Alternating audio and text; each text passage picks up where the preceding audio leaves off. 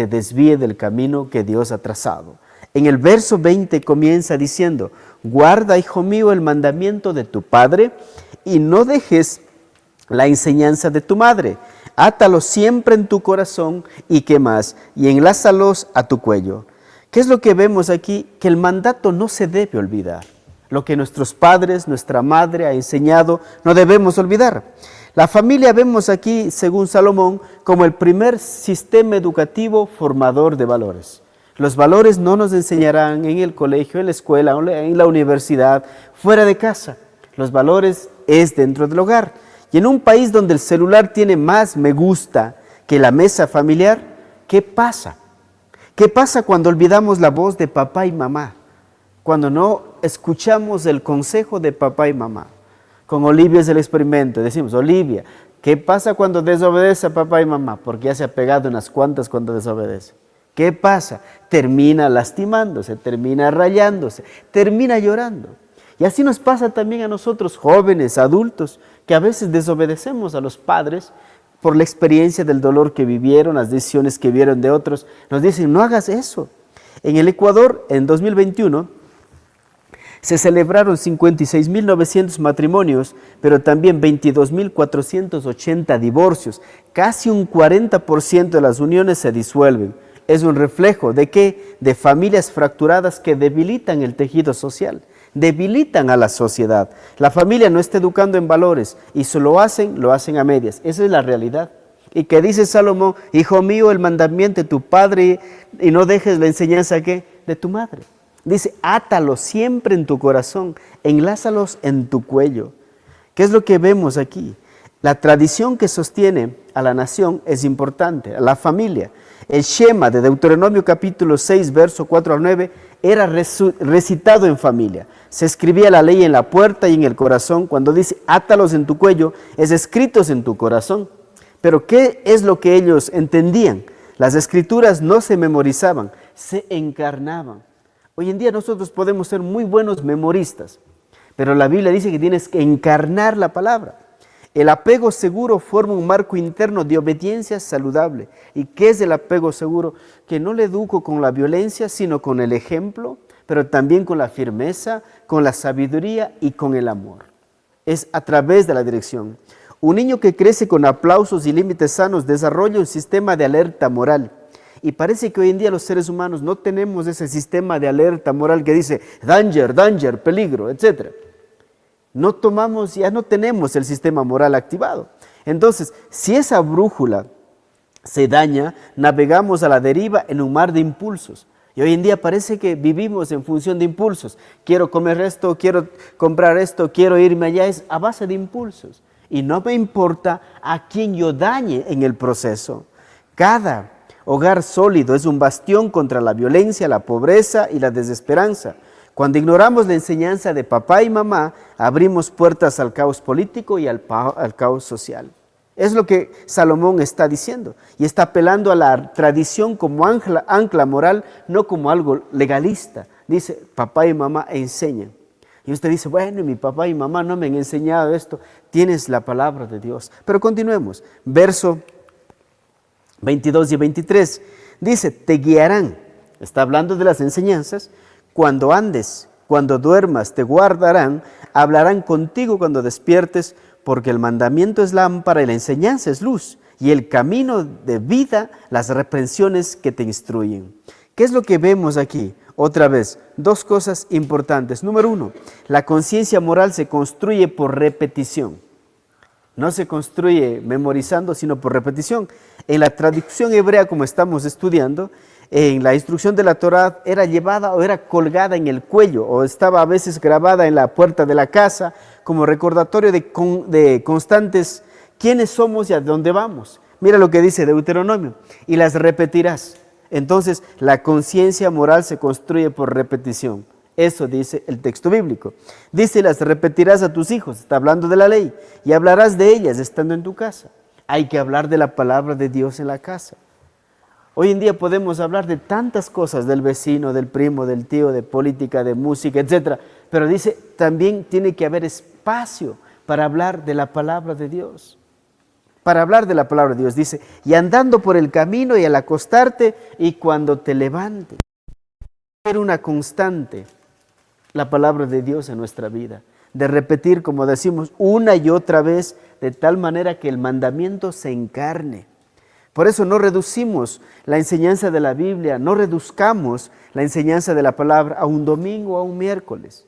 Nuestra responsabilidad es constantemente ir aprendiendo, estudiando, leyendo en casa. Ustedes saben que ya Olivia ha terminado de leer su Biblia, de Génesis a Apocalipsis. Lógicamente es una Biblia para niños de este tamaño, pero ha terminado de leer y es un gusto, es una alegría. Y por eso los padres de familia de aquí, de los niños de la escuela dominical, les mandan tareas. Lean con sus hijos en la noche, enséñenles a orar en la mesa, enséñenle cuán importante es la palabra de Dios en la vida de ustedes, para que también lo sea en la vida de ellos, porque les ayudará en el futuro. En la tradición hebrea, los mandamientos no eran reglas frías, eran compañeros de camino, como una madre que no se calla aunque su hijo duerma. Así lo veían. No decían qué horrible, qué aburrido, no. Para ellos era como la mamá caminando a su lado. La conciencia moral se forja por repetición. Simple y sencillo. La conciencia moral se forja por repetición. Las palabras que más escuchaste en la infancia se transforman en la voz que más grita en tu adultez. ¿Qué enseñaste? ¿Qué aprendiste de niño? ¿Qué te enseñaron de niño? Y hay una promesa en la palabra. Dios dice, instruye al niño en su camino, y aunque fuera viejo, no se apartará de él. Es la promesa del Señor. En un país donde el 40% de los hogares son monoparentales, la pregunta es, ¿quién transmite la enseñanza si papá no está y mamá trabaja todo el día? Si la figura, el sacerdote, la cabeza no está en casa enseñando a esos niños, ¿qué están aprendiendo esos niños? ¿Quién está educando en valores, en moral a esos niños cuando el padre no está en casa? Si el Estado falla en formar ciudadanos, la familia se convierte en el último bastión moral. La familia es el último bastión moral. Pero si la familia colapsa, el crimen ya ganó. Cuando nos volvemos permisivos, cuando no reprendemos, cuando se portan majaderos, como decimos en Ecuador, cuando faltan el respeto, cuando no les ponemos límites sanos, ¿qué pasa? Ellos van a pensar que pueden hacer eso con cualquiera. Y eso es muy peligroso. Entonces, ¿qué es lo que vimos? La conciencia moral se construye por repetición. Número 2, las reprensiones no hieren, despiertan. El judaísmo, el musar, reprensión, era sinónimo de amor paternal. El padre que corrige, salva. El que calla, entierra. El que calla, permite que su hijo tome malas decisiones o su hija malas decisiones. La generación actual no necesita más motivación, necesita dirección. Hay tanta motivación en TikTok, en Instagram, un montón de motivadores, pero lo que no hay es dirección. Motivación sin dirección te puede llevar a cualquier lado, mi querido. No es falta de autoestima, es exceso de autoindulgencia. Es que yo quiero comer, yo quiero comprar, yo quiero hacer, es la autoindulgencia. Es satisfacerme demasiado muchas veces y aún así sentirme vacío. La delincuencia juvenil en Ecuador ha aumentado en un 38% en los últimos años. ¿Es solo pobreza o es que ya nadie les dijo no a esos niños también? Porque tenemos que buscar la forma de corregir a nuestros hijos, hacer lo correcto. Sé que es difícil, sé que es complicado. La pobreza no debe ser una excusa para dañar mi vida o la vida de los demás. Estamos hablando dentro del hogar. Un pueblo que aborrece la corrección se convierte en un estado sin brújula moral, y parece que nuestro país ahora es un estado sin brújula moral. Porque comenzando desde las cabezas, no hay esa brújula moral. Nos están dirigiendo unas personas inmorales, corruptas, mentirosas, que usan las emociones para captar nuestra atención. Y donde no hay lámpara, hay caos. Mira lo que dice Hebreos capítulo 12, verso 11. Es verdad que ninguna disciplina al presente parece ser causa de gozo. O sea, pregúntenle a Olivia a ver si la disciplina es causa de gozo. No es causa de gozo la disciplina. Dice, sino de tristeza. Claro, te vas a enojar, pero ¿por qué me disciplinas? A mí me gusta. Pero tocar el agua que está hirviendo, jugar con el perro cuando recién acabas de bañarte, yo no sé. No comer cuando es tiempo de comer. Dice, pero después da fruto apacible de justicia a los que en ella han sido ejercitados. La disciplina no es algo que se hace una vez en la vida. A veces es una constante. Y a veces el Señor nos está disciplinando también a nosotros. Muchos buscan dirección cuando ya están perdidos. Y si comenzaras hoy antes del desastre, ya cuando hemos perdido el matrimonio, hemos perdido los hijos, hemos perdido el trabajo, estamos ya adictos a la pornografía o las drogas, ahí buscamos ayuda porque entendemos que hemos tomado malas decisiones. Mis amigos, Ecuador no necesita más discursos, necesita más lámparas. Padres que enseñen, iglesias que reprendan con amor, jóvenes que no le teman al no, porque hoy en día decir no a un joven es peligroso. Decir no es lo más peligroso, ya me quiero matar, ya no me amas, yo no te amo, ¿para qué me trajiste al mundo si no me vas a comprar el celular, etcétera?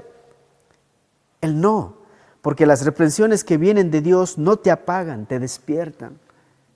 Te despiertan. Dices, hey, estás caminando por la senda equivocada. Y mira, porque el Señor ha estado preparando todo esto. Porque en este siguiente versículo dice, halagos con fuego, la trampa de la seducción. Porque ese era el título del estudio de hoy que decía, ¿no? El costo del deseo prohibido. Entonces, ¿qué es lo que dice? Para que te guarde de la mala mujer. No le tomen personal, señoras. Para que te guarden, dice, de la mala mujer, de la blandura de la lengua de la mujer extraña, no codicies su hermosura en tu corazón, ni ella te prenda con sus ojos. La mujer ajena es símbolo de caos fuera del pacto matrimonial.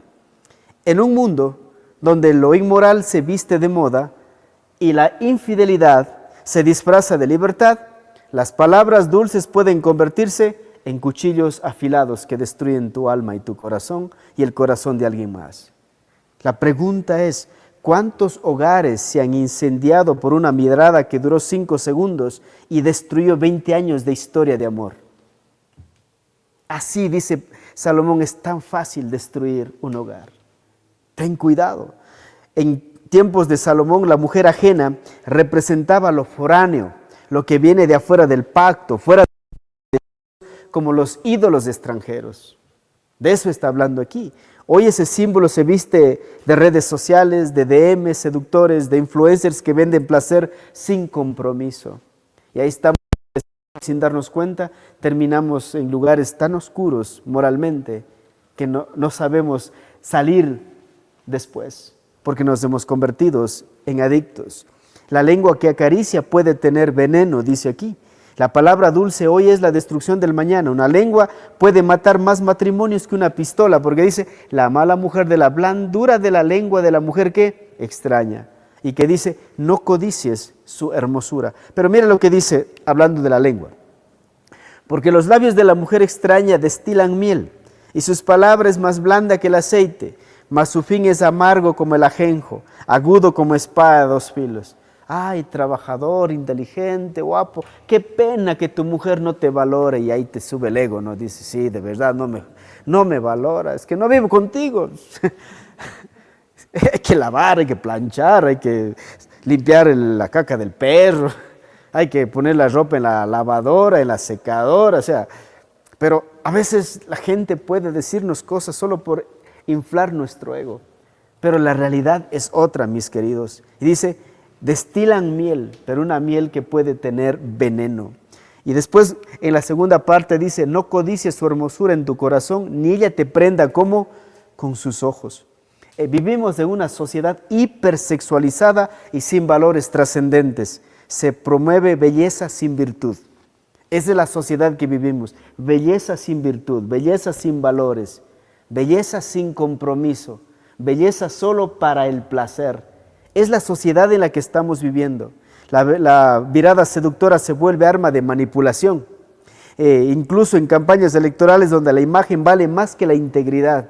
Porque lo más importante es la imagen que la integridad, su pasado, sus decisiones. Todo está en función de qué, de cómo me veo, de cómo me escuchan, de cómo me presento. Entonces, la sexualización de la cultura desensibiliza el alma.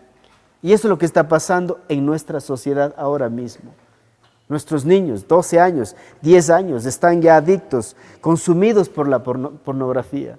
A los jóvenes en terapia no se pregunta, ¿consume pornografía?, sino ¿cuánta pornografía consume? ¿Cómo han cambiado 10 años, 15 años atrás, Cuando en terapia se pregunta, ¿usted ha visto alguna vez pornografía?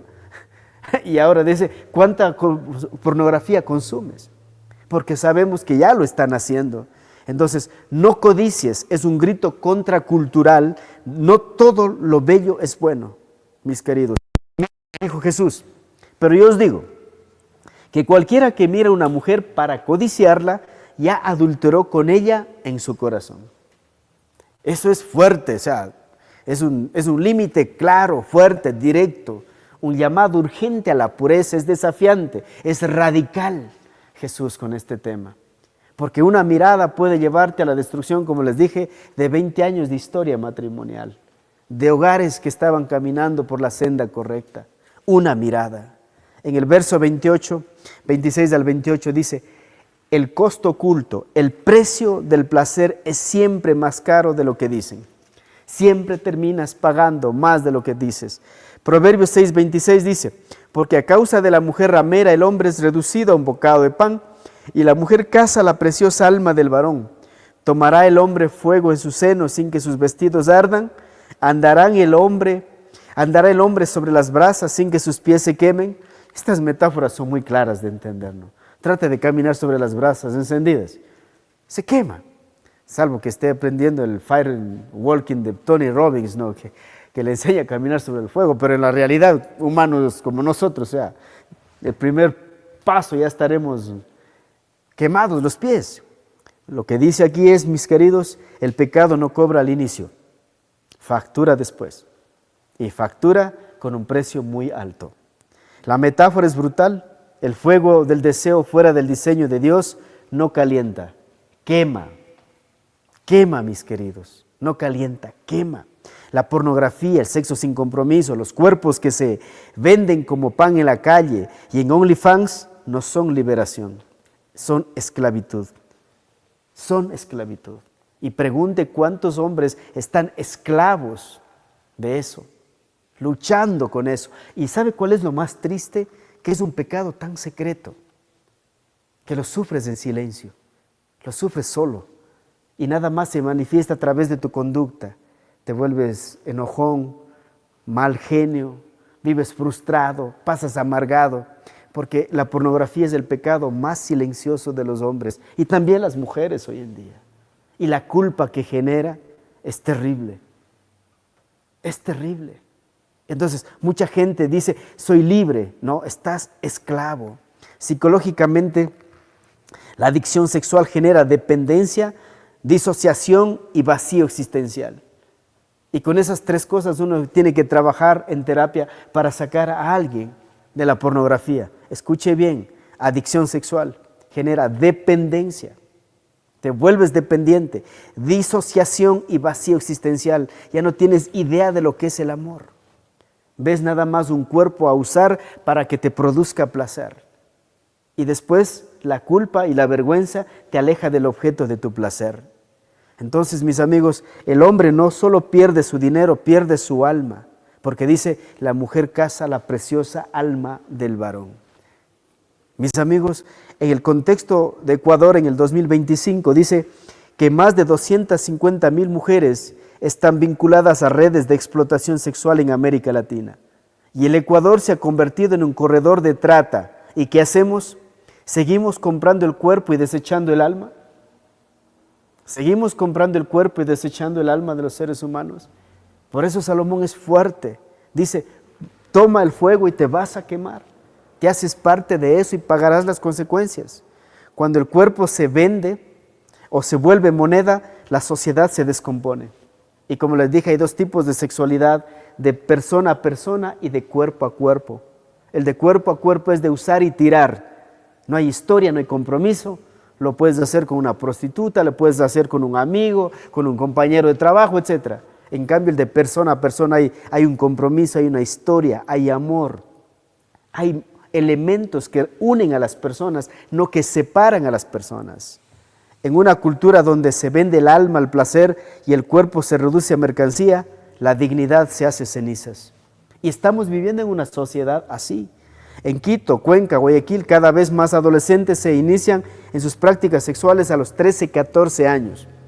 13, 14 años. Y no por rebeldía, sino por desesperación, por vacío o por trauma no tratado. Por trauma no tratado.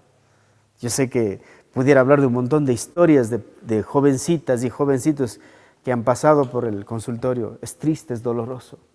Y no saben qué hacer, porque su criterio aún no está desarrollado para ser responsables de todo lo que están haciendo. Porque el criterio de una persona se desarrolla a los 21 años y algunos ni a los 50. El criterio. Hay quienes, la pregunta es, ¿cuánto vale un alma en Ecuador? $30, una transferencia por WhatsApp, un like seductor en redes. Hay quienes venden el cuerpo para llenar la barriga, pero otros lo compran para vaciar su alma. Y en ese intercambio nadie queda entero. Y en ese intercambio los dos quedan rotos. Y en ese intercambio la sociedad sigue descomponiéndose. Isaías dice, ay de los que a lo malo dicen bueno, y hacen que de la luz tinieblas y de las tinieblas luz, que ponen lo amargo por dulce y lo dulce por amargo. Si usted está jugando con fuego, recuerde que el que se acuesta en la ceniza se levanta con olor a humo. El que se levanta de las cenizas, pues ya sabe lo que huele. Y al final, ¿qué termina diciendo? Así es el que se llega a la mujer de su prójimo. Comienza a hablar fuerte Salomón. Y el próximo sermón de la próxima semana es más fuerte porque vamos a ver las heridas del adulterio. Así es que pueden nomás invitar y estar pendientes de la próxima transmisión. Pero veamos, así es el que se llega a la mujer de su prójimo. No quedará impune ninguno que la tocare. No tienen en poco al ladrón si hurta para saciar su apetito cuando tiene hambre, pero si es sorprendido pagará 7 veces. Entregará todo el haber de su casa. ¿Qué es lo que dice aquí el escritor? El adulterio no es travesura, no es una canita al aire, es traición. Es simple y sencillo, es traición. Si un ladrón entra en tu casa y se lleva tu televisor, haces una denuncia. Pero si alguien entra en tu matrimonio, a tu cama, a tu pacto, lo subes a TikTok y lo justificas y lo normalizas. Esa es la realidad de nuestra sociedad ahora. Hemos llegado a un punto tan enfermo como sociedad que la infidelidad ya no escandaliza, la infidelidad se viraliza. Mire el caos moral en el que estamos viviendo. ¿Y dónde está ocurriendo eso? Está ocurriendo en el hogar. La descomposición del pacto matrimonial debilita la estructura de la sociedad, de la iglesia, de las ciudades, de las naciones. ¿Sabes? Las grandes caídas no han ocurrido desde afuera, han ocurrido desde dentro. Los grandes imperios han comenzado a caer desde adentro. Las grandes familias no han sido destruidas desde afuera, han sido destruidas desde adentro cuando se han perdido los valores, cuando se ha perdido la brújula moral. La infidelidad hiere la identidad, destruye el vínculo y en muchos casos es difícil recuperarse. Mucha gente dice, es que perdóname, ya olvídalo, fue una canita al aire, igual fue solo sexo, yo te amo a ti. Es traición. Y como toda herida necesita un proceso para sanar. Y comienza con el arrepentimiento, con el perdón, con la restauración y al último la reconciliación. Y hoy quieren reconciliarse sin hacer el proceso correcto. Y ese proceso toma tiempo. Entonces un país que no protege la familia está construyendo un Estado con muros sin alma, con muros que no van a proteger a nadie. Dice, y no quedará impune, dice el texto, no por castigo divino, sino por las consecuencias naturales de haber destruido, haber roto un pacto que usted hizo. Es las consecuencias. Entonces, hay ladrones que devuelven, pero el adulterio deja vacío el alma. ¿Por qué, mis amigos? Un ladrón se lleva el pan, el adúltero se lleva el alma. El adúltero destruye el matrimonio, destruye la vida de las personas que están involucradas. Vivimos tiempos en los que robar un celular causa más indignación que destruir un hogar. Se indignan porque les robaron el celular y queda el matrimonio destruido. Nos importa más lo material que lo moral. El ladrón puede devolver lo robado, el adulterio no, mis queridos. El ladrón roba por necesidad, el adúltero lo hace por arrogancia, por orgullo, por ego. Porque soy capaz de hacer y ¿sabes qué? No me van a descubrir. El ladrón devuelve lo que se llevó. Pero ¿cómo se devuelve la confianza traicionada? Y por último, ¿cómo se devuelve la inocencia del niño que vio a su madre llorar porque su padre se fue con otra mujer? ¿Cómo se repara eso? ¿Cómo se repara el dolor de un niño que ve a su madre irse con otro y dejando a su padre también? Porque de los dos lados está ocurriendo lo mismo. Hombres que son infieles, mujeres que son infieles. ¿Cómo le devuelves eso? ¿Cómo le haces entender a un niño que papá y mamá ya no van a estar juntos? Que ellos les estás enseñando que romper los compromisos es muy sencillo. Que romper lo que Dios ha unido es más fácil que romper el contrato con Netflix. Te cuesta desuscribirte, pero el matrimonio, no, vamos al notario, ¿cómo se llama? Mutuo acuerdo y ya está. Mis amigos, concluyamos esta noche. Número 1, la palabra es tu alarma antisexualización. Lee la Biblia. Átalo siempre en tu corazón, cuando andes te guiarán, dice la Biblia. La cultura no te va a proteger de la tentación. La palabra te va a proteger de la tentación. El deseo sin pacto es dinamita en manos de un niño. Cuidado con sus deseos. No está mal desear, está mal continuar deseando. Como dice Job, hice pacto con mis ojos para no mirar a una virgen. Y aquí está lo que aprendemos los hombres, es la ley del segundo. No puedo evitar ver. No puedo evitar ver, pero puedo evitar continuar mirando. Esa es la ley del segundo. ¿Tomará el hombre fuego en su seno sin que arda su ropa? El problema no es el deseo, el problema es jugar a ser Dios y querer placer sin responsabilidad. El sexo fuera del diseño divino no es libertad, es esclavitud. Es como dormir con dinamita bajo la almohada y pedir dulces sueños. Mis amigos, número 3, el adulterio no es infidelidad, es suicidio moral, es pecado. Va más allá de lo que usted se imagina, porque dice, no quedará impune al que la tocare. Lo que empieza como una caricia furtiva termina como una guerra espiritual, una guerra emocional. Leyes, abogados, separación de bienes, conflictos emocionales de los niños, etc. Todo eso trae. Entonces, antes de estar pensando, ay, me he equivocado de mujer o me he equivocado de marido, porque así dice. Es que estuve desesperado en la soledad, me cuenta. La otra dice, es que ya me dijeron que me estoy quedando en la percha. Entonces, ya me apareció, pero no imaginé que era así. Busca ayuda, busca al Señor. El Señor restaura las vidas, los corazones, las relaciones, las familias. Y a los que ya han dañado su matrimonio, Dios también te da segundas oportunidades. Ese es nuestro Dios. Pero ahora que sabes que Dios te está dando una oportunidad, hazlo bien. Hazlo bajo los principios de Dios. Si antes tomaste decisiones basadas en tus deseos, en la cultura o el consejo de un amigo, ahora toma decisiones basadas en lo que dice la palabra de Dios. Y Dios bendice. Dios le dio una segunda oportunidad a Salomón. Dios le dio segundas oportunidades al rey David. Que los hayan aprovechado es diferente. Pónganse de pie para terminar. Señor, muchas gracias por esta hermosa noche que nos regalas. Te alabamos y te bendecimos por tu amor y tu fidelidad. Quiero bendecir a todos los hogares que están aquí, Señor. Quiero bendecir a los matrimonios de mi país, los matrimonios de todo este mundo, Señor. Sé que hay millones de matrimonios que luchan con la tentación, con problemas financieros, con estilos de crianza, Señor, con cultura, Señor. Luchamos para acoplarnos. Pero esa lucha, Señor, nos hace más fuertes, más unidos, nos hace amarnos más, Señor. Y oro, Señor, por los matrimonios que quizás ahora mismo están pensando en divorciarse, que te busquen a ti, la fuente de toda verdad, la fuente del amor, de la misericordia, de la restauración, Señor. Yo te pido, Padre, que restaures los hogares de esta iglesia, de la ciudad de Cuenca, del Ecuador, Señor, de todo el mundo, Señor. En el nombre de Jesús.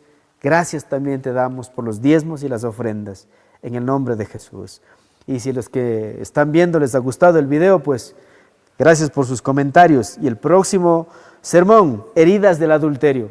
Vamos a ver lo que pasa en los próximos versículos de Proverbios 6. Bendiciones, nos vemos el día domingo.